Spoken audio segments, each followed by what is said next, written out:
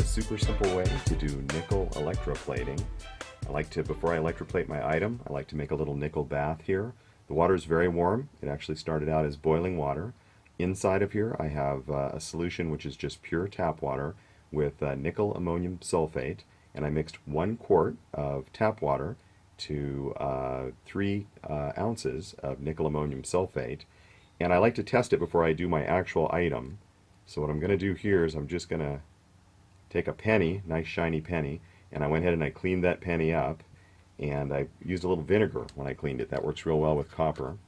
And I'm going to set it into the bath here, and as you can see, I'll go ahead and I'll let that stick out a bit. As you can see, I have 2 batteries, just a couple of D cells.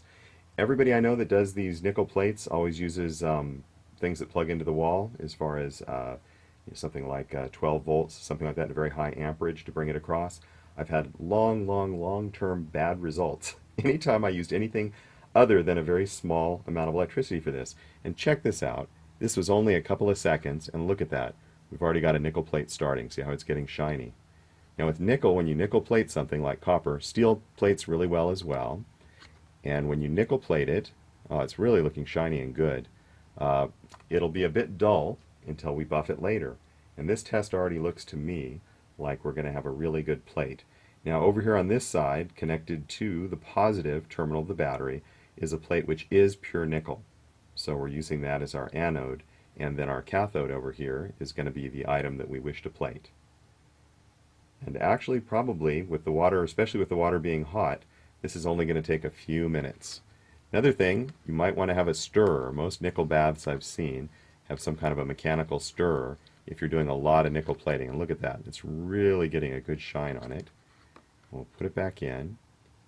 So a lot of baths will have a stirrer because for some reason it does seem that the crystals do fall out of solution after a bit.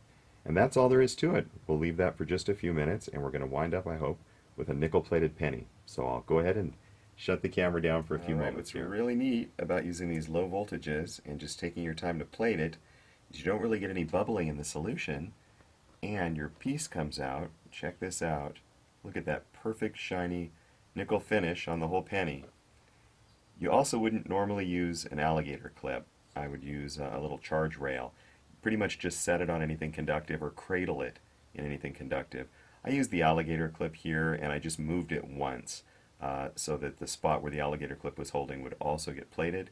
But this will require almost no buffing at all, and our test is complete. This is going to work fantastic.